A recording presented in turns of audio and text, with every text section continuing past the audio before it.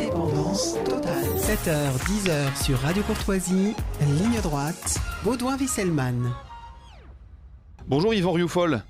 Bonjour. Merci d'être avec nous. Vous êtes auteur de plusieurs livres, journaliste pour CNews, causeur. Et on va revenir ensemble sur l'attitude, on en parlait un instant, de la France insoumise quant aux attaques terroristes du Hamas.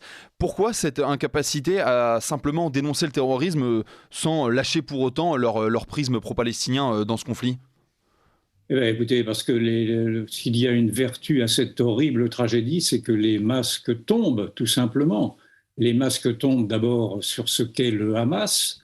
Le Hamas n'est pas un mouvement de libération nationale. Et le Hamas est un mouvement nazi. C'est un mouvement qui prône le suprémacisme islamiste, qui prône l'éradication des Juifs et qui l'a montré avec ses pogroms, ces pogroms qui s'en sont pris à des femmes, à des enfants et à des vieillards. Donc avec une horreur absolue qui s'étale aux yeux du monde entier. Et malgré cette horreur-là, vous avez vu que la France insoumise, la France insoumise en règle générale, parce qu'on nous parle de Ruffin qui aurait une ligne un peu plus modérée, mais je n'ai pas vu que M. Ruffin dénonçait le totalitarisme islamiste, dénonçait le terrorisme islamiste non plus. Et donc, l'on s'aperçoit que la France insoumise est devenue, mais nous le savions déjà, est devenue le premier parti collaborateur d'une idéologie nazie, car c'est une idéologie qui se rapproche en effet de ce que nous avons connu. Quand j'entends la France insoumise, à travers Mme Soudet, par exemple, députée, nous dire qu'elle met en alerte sur la peste brune qui se répand en parlant de l'extrême droite, j'invite Mme Soudet à regarder ce qui se passe dans son propre parti. La peste brune est portée aujourd'hui par cette idéologie totalitaire islamiste, et c'est une idéologie totalitaire islamiste qui est maintenant soutenue non pas par la France insoumise, mais par la France soumise. Et ceci est un scandale absolu. Je ne comprends pas cette dérive de Jean-Luc Mélenchon, que je pensais être un homme intelligent, ou du moins, si je la comprends trop, maintenant il va au bout d'une logique épouvantable que l'on avait déjà vu apparaître en novembre 2019 avec cette manifestation contre l'islamophobie qui avait fait se rassembler et l'extrême gauche et les islamistes en criant Allah Akbar. Souvenez-vous, j'étais dans cette manifestation, j'y étais resté 1 heure, je m'étais fait évincer brutalement par ceux qui ne voulaient plus m'y voir. Et donc voilà, les nouveaux fascistes sont là. Et il faut simplement s'étonner de cette absence de réaction qui, pendant trop longtemps, a voulu faire croire que nous étions devant des mouvements simplement d'honorables mouvements de libération nationale. Non, ce sont des mouvements de subversion idéologique qui commencent à toucher également maintenant, et c'est bien le plus grave, certaines cités françaises à travers précisément cette extrême gauche qui veut en être le porte-parole. Alors on a vu donc des mouvements de soutien à Israël, mais également à Lyon, 150 manifestants pro-palestiniens se sont rassemblés malgré l'interdiction de la préfecture. Qu'est-ce que cela dit du soutien alors d'une part à la cause palestinienne, mais là en l'occurrence à des attaques terroristes? Eh bien, cela dit ce que l'on avait déjà vu apparaître en 2001 après la deuxième intifada, c'est-à-dire un phénomène d'identification à la cause palestinienne par certaines cités françaises, des cités qui sont devenues musulmanes. Et nous avions vu en 2001 une flambée d'antisémitisme sous prétexte d'antisionisme, avec un exode des Juifs des quartiers qui jusqu'alors étaient des quartiers de diversité, si je puis dire.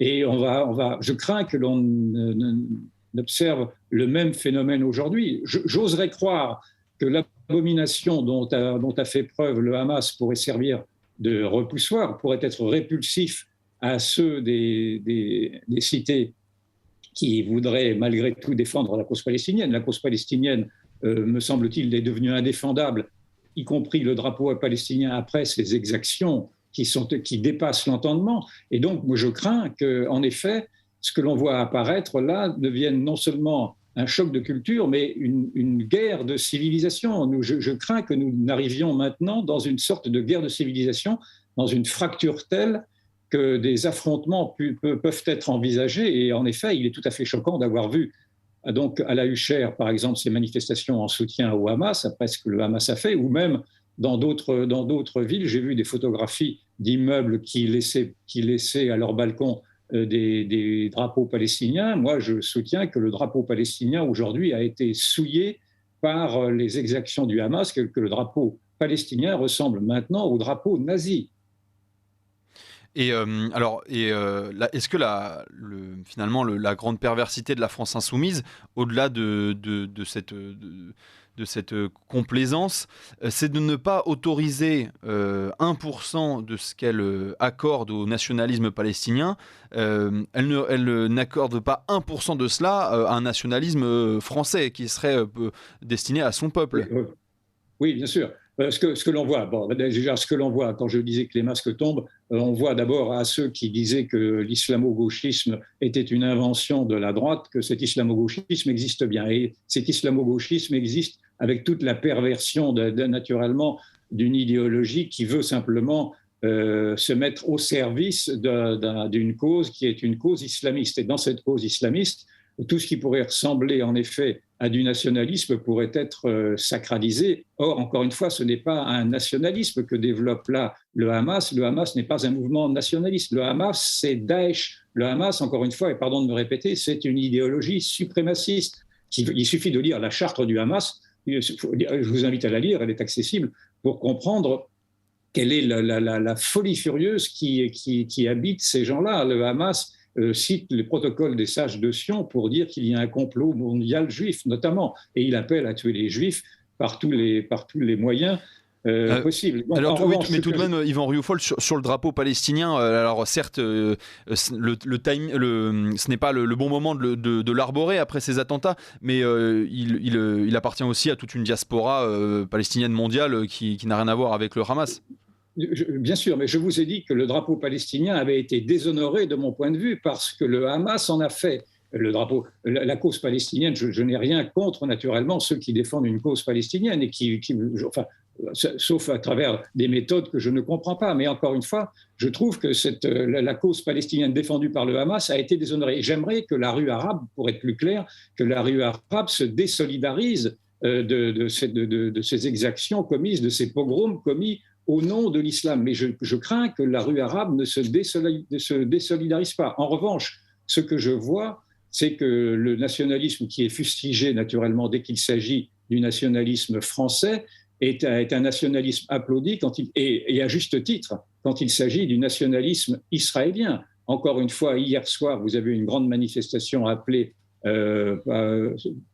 laquelle appelait le CRIF, je crois, qui a montré la force, en effet, d'une nation souveraine, d'une nation qui entend défendre ses frontières et d'une nation qui s'unit face à un ennemi commun. J'aimerais que la France retrouve effectivement cette fierté nationale et qu'elle cesse d'être une France pétocharde, une France honteuse d'elle-même, une France honteuse de son histoire, de sa mémoire, comme ne l'est surtout pas la nation israélienne. La nation israélienne est un exemple de nationalisme. Et quand j'entendais dire que le nationalisme, c'est la guerre, non, le nationalisme aujourd'hui, c'est précisément ce qui permet de résister à ceux qui voudraient nous faire la guerre. C'est parce que la nation israélienne est forte qu'elle va gagner cette guerre. Mais je crains que la nation française, à force d'avoir été fustigée par tous les intellectuels, et singulièrement également par des intellectuels, rapidement, Yvan Rioufol, mais je crains que cette nation française ne se soit affaiblie irrémédiablement. Merci beaucoup Yvan Rioufol d'avoir été avec nous. Vous êtes journaliste pour CNews, causeur et essayiste. Merci à vous et à la semaine prochaine.